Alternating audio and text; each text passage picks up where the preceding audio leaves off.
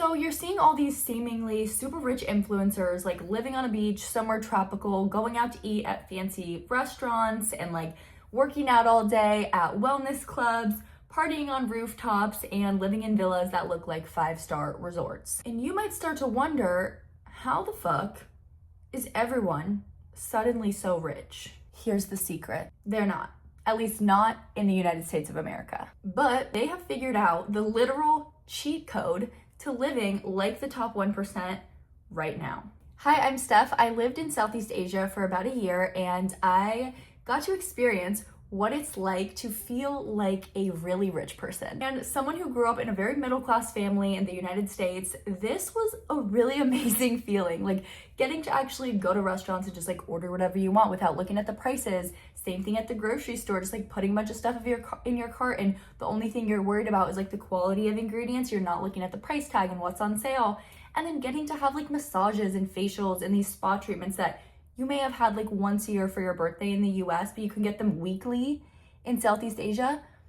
This is the cheat code. So what a lot of people call this is Geoarbitrage. And it's basically when you are earning income in a place with a really strong currency like the United States dollar, and then you are living in a place where it's much more affordable and the cost of living is way lower. Your income goes a lot farther. I actually did this. My husband and I were lucky enough to move to Chiang Mai, Thailand for about 8 months, and Thailand is a place that is very, very special to me. It is a wonderful, beautiful country, and the people are amazing, and the cost of living happens to be incredibly low there. So we were spoiled rotten when we lived there. Our cost of living for 2 people monthly in the United States of America right now is about $3,200. Our cost of living in Chiang Mai, Thailand, let me pull up my numbers, monthly, doing everything we wanted, and I will get down to the nitty gritty of all of the numbers, was $1,300 total for 2 people.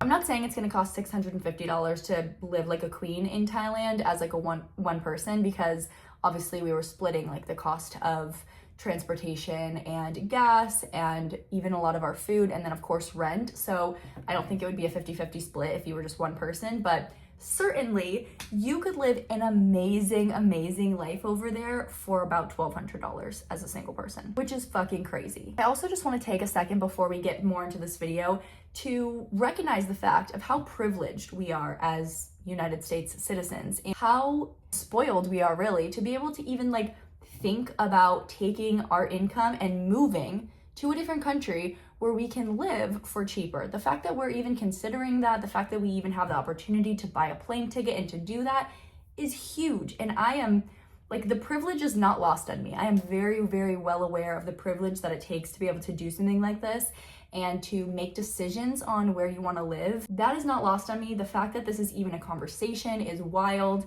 and it's really just so cool that we have the opportunity to do things like this and to make up our mind on where we want to live. And I just wanted to say that I feel so incredibly lucky that we got the chance to live in Thailand for 8 months. It's a life-changing experience, and when you get to see the perspective of people who are local there, who've lived there their whole lives, who have never gone on a plane, who have never even left their hometown, it really just reminds you of how freaking spoiled we are as Americans. So just wanted to say that. Okay, but before we get into the actual numbers of this, I just want to say, like, I wasn't renting some crazy influencer villa. My husband did not have a job at the time. I had an online remote job for only 4 months of our entire time in Thailand. So basically we were like 20 something and retired, which is fucking crazy.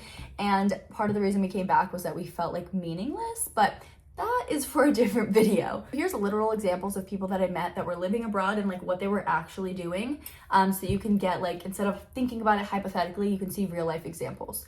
So we met a nurse who was doing remote casework review. I don't even really know what that means, but she was super cool, and she was living in Bali in a very luxurious place, mind you. And she had been living there for multiple years. So I don't know exactly how she did that with like visas and stuff. That's also for a different conversation, but she was doing remote casework as a nurse, living in Bali, making US dollars. We also met quite a few software developers and like people in the software world living in Vietnam when we were there, who were making, again, USD and living in Vietnam, paying like $400 for rent and just stacking away that money. We also met a ton of people throughout our time in Southeast Asia who were either Australian or from the US who owned like e-commerce websites, their own brand, they had drop shipping websites, and they were making, again, US dollars or even Australian dollars, but living in Southeast Asia, and their money just went so far, and they were literally managing their businesses from a laptop. And then for me, I was working an online job remotely that I got before we moved. So I was doing a job in the US remotely for a podcaster who lived in LA.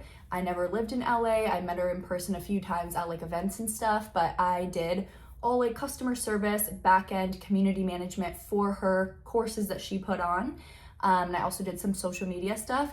I was completely remote, and so at the time we were moving to Thailand, I just ran it by her, hey, I'm already doing this remotely. Could I do this remotely from Thailand? And she was like, sure, I don't see why not, as long as you get your work done. So I was making a pretty damn good salary in the US, and then to move that to Thailand, game changing. So that's why Dalton, my husband, at the time was like, okay, well, I don't need to get a job. Like, we could just skate on your salary. And I was like, okay, that's true.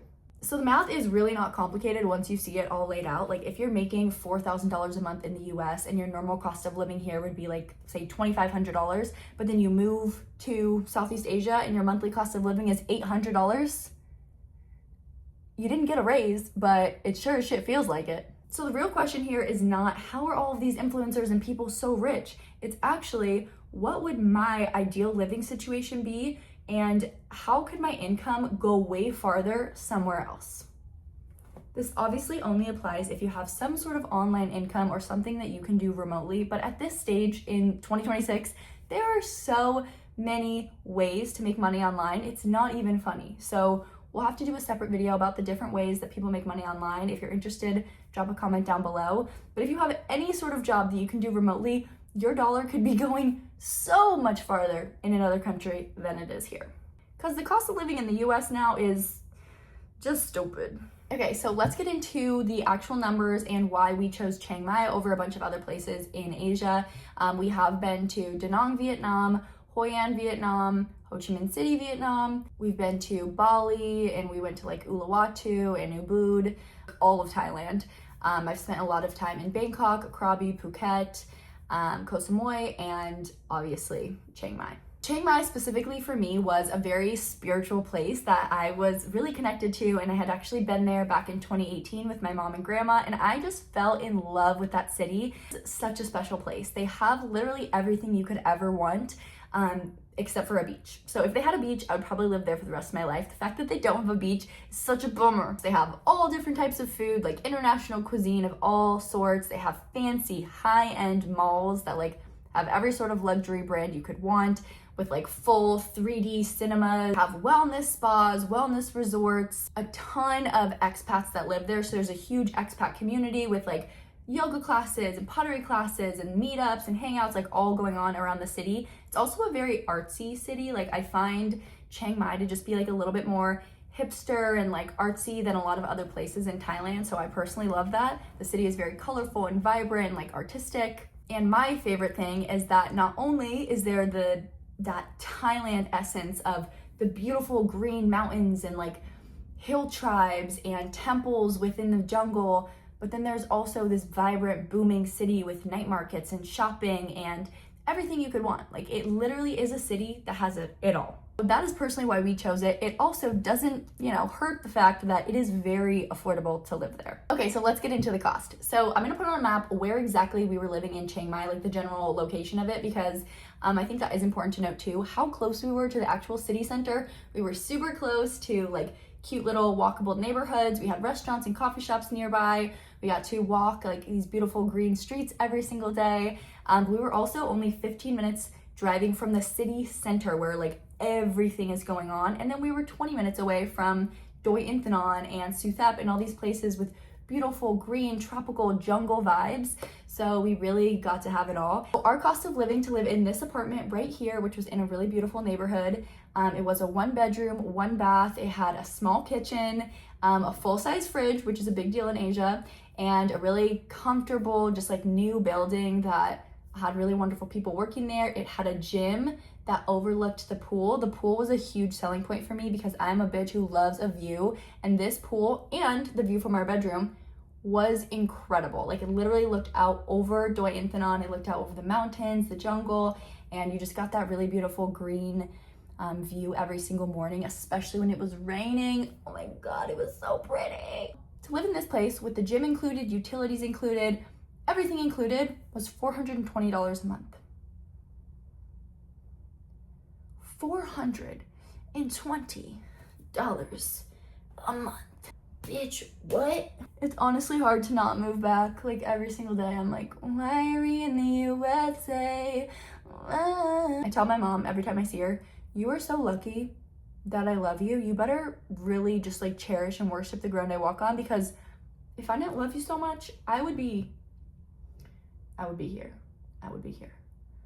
But I do love you, so I'm here. Also, we have businesses to run and whatever. Like I said, this included everything. So literally included Wi-Fi, water, electrical, and trash, which is actually crazy. I think the average cost of like a nice apartment in Chiang Mai has gone up a little bit. This was back in 2022. So it has gone up a little bit. I've done some research, but you can find a really nice apartment for like $600 a month with everything included. If you want to be like right in the city center, it might go up like another $100, but overall, Chiang Mai apartments, condos, insane prices.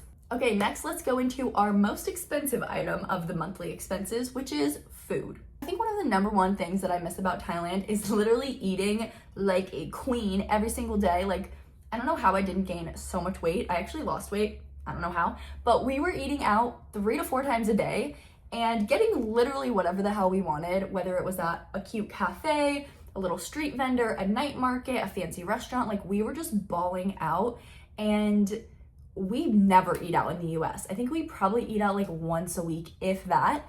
So I just miss not having to cook, not having to do dishes, getting to try different foods and like check out cute cafes. Like, I miss that so much. I've broken this down into eating out and groceries, because we did buy groceries. We did have a small kitchen, as you guys saw, but we didn't spend like too much time cooking or eating in our home. We weren't home that often. We really were just there to like sleep and shower.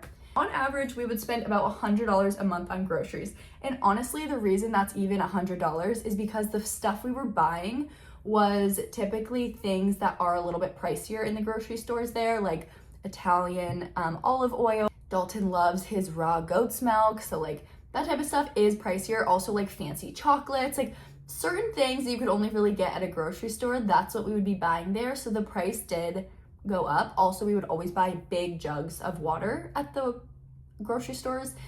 So that did add up, which is crazy because now in the US we spend like $800 a month on groceries, I swear. Okay, so now our cost for eating out. And again, remember, this is for 2 people. So we would go to a cafe typically in the morning, like a cutesy cafe that I would find. We would both get coffees. We would both get a full breakfast.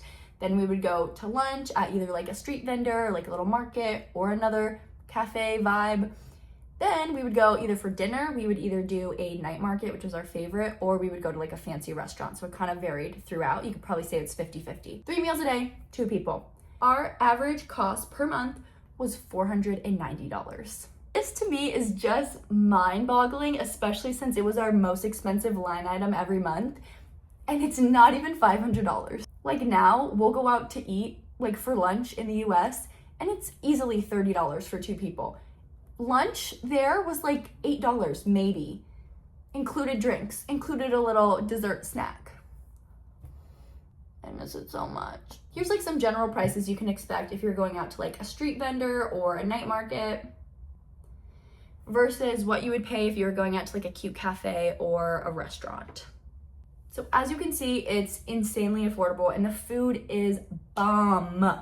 It's my favorite food in the world. Next, we have to talk about transportation. We were renting the cutest little motorbike for $80 a month, and that included our like motorbike insurance. So $80 a month, we had transportation anywhere we wanted to go. We would drive up the mountain, we would drive into town, we would drive to the grocery store, like wherever we wanted, that got us where we needed to go. And also motorbike culture, so fun. I also miss that so much, especially when there's like kind of low-key no street rules and like traffic violations. There definitely is, but like didn't feel like it.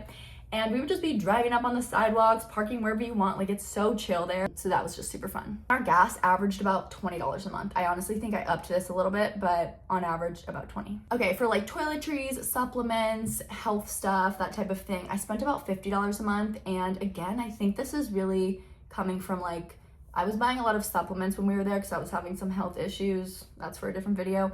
So yeah, $50 a month to do all toiletries, toothpaste, deodorant, supplements, tampons, whatever. Pretty damn good. Our medical insurance, we bought it for the full year, so it ended up only being $40 a month for total for two of us. So it was like $20 a month each, and it covered so much. I'm gonna have to film a full video on all of the different hospital visits and stuff that this $20 a month insurance covered for me. It's actually crazy. It's so crazy. I don't even have insurance here. Next up is our phone bills. So our SIM cards were about $10 per person per month.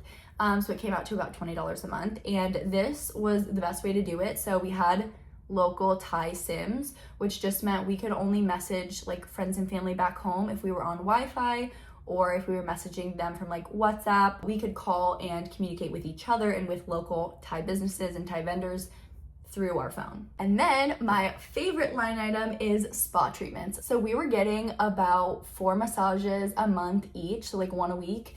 And then there were certain months where we definitely splurged and like I got a facial or Dalton got like the head spa or whatever. But on average, we were spending about $80 a month total for 4 massages each a month. That is so insane, because if you could even find one massage in the US for $80, like that's a steal. I just really miss it. In total, on average, our monthly expenses for 2 people living a very, very beautiful life in Chiang Mai, Thailand was $1,340. Obviously, this is, you know, and on average, just some months we would spend a little bit more if we were like balling out, going to nice restaurants, getting facials and massages. And then some months we would spend way less if we were just like eating at night markets and like chilling, you know, wandering around on our motorbike, not like spending too much money out and about. That's crazy. At the time, I was making $5,000 US a month, and our cost of living was $1,340. So you can see here, the savings are immaculate. The vibes are great. The riches are richin'. Like, we were feeling like we were living large, and it was the first time ever that both of us had really experienced being able to just go out and buy things without having to think too much about it. So if you are making remote money and you're living in the US still, what the fuck are you doing? So obviously there are cons of living abroad. Like, there are definitely some downsides. The visa stuff is complicated and kind of a pain in the ass. And you do have to figure out what visas work for you and how to do it. We were on student visas, so we did a Muay Thai class twice a week. Personally, loved it, thought it was awesome, super seamless process, but we did have to go to the immigration office like once a month, I think, to check in, and it was always the worst day of the month.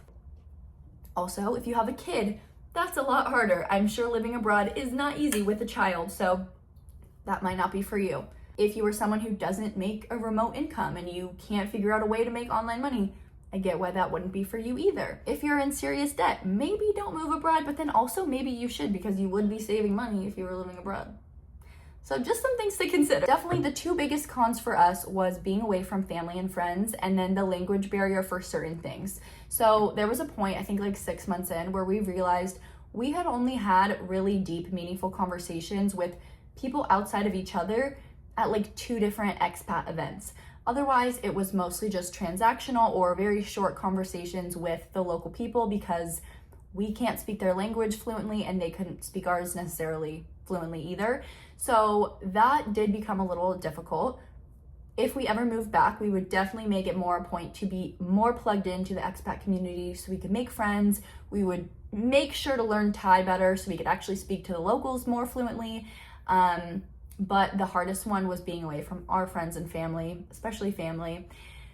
So that's primarily why we moved back. I am not kidding when I say we jokingly consider moving back every other day. That's the real unglamorous math behind Geoarbitrage and all of these rich influencers living in Bali or Thailand or Vietnam who seem like they are just making billions of dollars. No, girl, their US dollar is taking them much farther over there. So they wouldn't be getting 2 massages a day if they lived here, but because they live there, they can do that. So don't be hard on yourself. Living in the US is expensive as hell.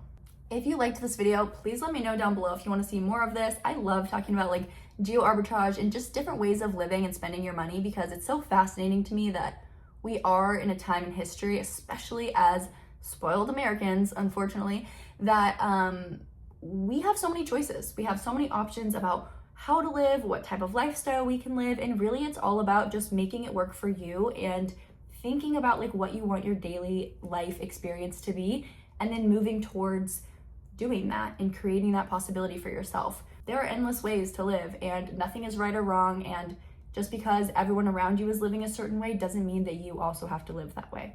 So yeah, I hope you guys enjoyed this and I look forward to seeing you in the next one. Thanks for watching.